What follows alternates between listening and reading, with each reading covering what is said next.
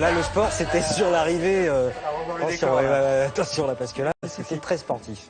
On va parler de l'ultra léger motorisé, plus connu sous le nom d'ULM. Alors vous me dites l'ULM. Eh bien l'ULM, Grégoire Tournon, il est monté dedans.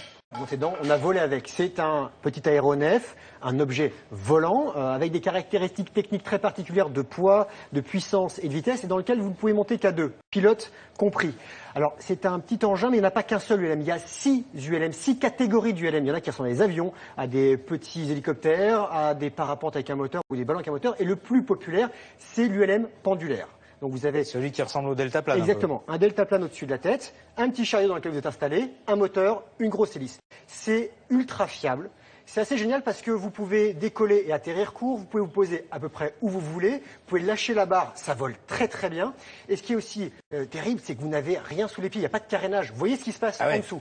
On appelle ça la moto de l'air. Voilà, c'est vraiment l'objet tout-terrain pour voler, pour vous amuser. Alors bien sûr, ça s'apprend, on vous dira comment après. C'est physique, parce qu'on est dans la rubrique Oui, parce sport. que vous pilotez avec votre corps. C'est vous qui faites, vous allez voir le balancier, c'est vous qui poussez à gauche ou à droite. C'est vous qui dirigez, il n'y a pas de manche.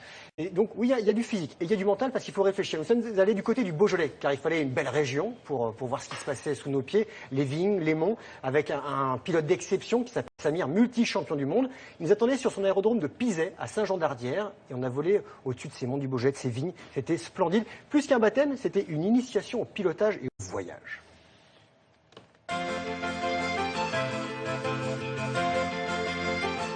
Avant de voler tout seul, j'ai un petit peu de théorie à avaler. 350 pages. Bon, on va trouver une machine.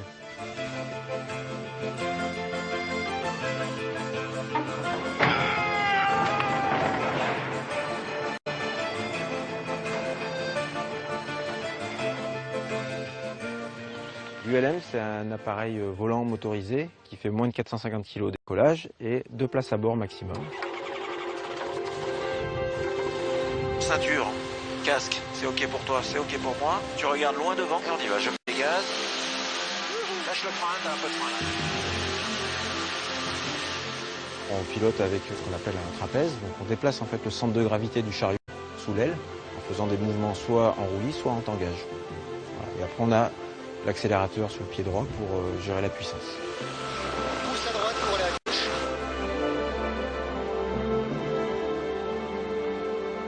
T'as le droit de voler entre quelle altitude et quelle altitude? Alors le minimum c'est 500 pieds hors agglomération, ça fait 150 mètres. Et le maximum 3800 mètres à peu près. D'accord. On peut décoller et atterrir où on veut. Il faut l'autorisation du propriétaire si c'est un terrain occasionnel et sinon d'un aérodrome. L'ULM est autorisé à voler pendant la journée. On vole à vue et donc ça commence une demi-heure avant le lever du soleil. Ça se termine une demi-heure après le coucher du soleil. Quand on est en l'air, on respecte les règles de navigation qui sont communes aux avions, aux hélicoptères, aux ULM. T'as confiance en moi? Ouais, tu vois, regarde. T'as confiance en moi? Tiens, on va lâcher la barre un peu. Ah, tu vois le neutre. C'est stable, hein? Ouais, c'est stable. Ouais, je suis bien là. Ça repose les bras. C'est avant tout un engin de loisir, donc c'est fait pour se promener, pour le plaisir d'être en l'air. On peut naviguer parce qu'aujourd'hui certaines catégories de machines en tout cas ont des performances qui permettent de faire 500 km avec un plein. Ah, tu vois, c'est le bon bruit, cette colline là. Je sais pas si tu connais le bruit. Oui, je connais bien, j'aime voilà. beaucoup. Voilà, donc c'est ici que ça se cultive.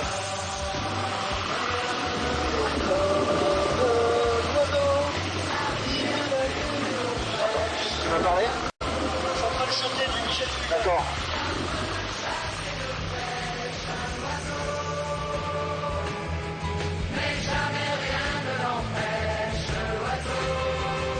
Donc on va pousser la barre pour provoquer une ressource. Vas-y, pousse la barre, vas-y. On lâche. Voilà, ça décroche, je relâche. Lâche la barre. Tu vois, c'est... Ah, attends, on va la refaire, j'adore. Ouais, Ah, ouais.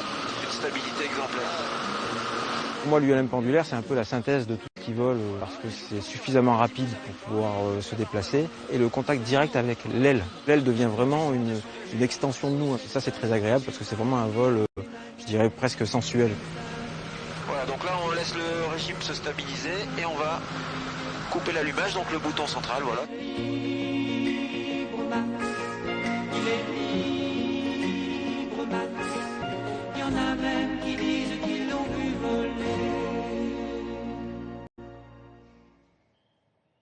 Ça donne vraiment envie de faire exactement la même Expérience chose. magique. Alors, soit vous faites un baptême, soit l'initiation. Et si vous voulez devenir pilote, il faut avoir plus de 15 ans. Vous avez un examen théorique. Et après, vous avez de la pratique, une vingtaine d'heures avec un instructeur. Et là, vous pouvez ensuite être lâché. Vous volez seul. C'est vraiment un vrai Sentiment rêve. de liberté, Oui. quoi. Bah, vous avez un vrai contact avec l'air. Et il y aura les championnats du monde en Hongrie. Il y aura beaucoup de Français là-bas. C'est du 9 au 15 août. On va essayer de les suivre, d'avoir des nouvelles de ces garçons. Et Samir, qui était avec nous, sera coach pour les Français. Oui, parce que maintenant, lui, il fait plus le championnat du monde. Ah, lui, il Il est a trop au-dessus. gagné. Il vole au-dessus. Merci Grégoire.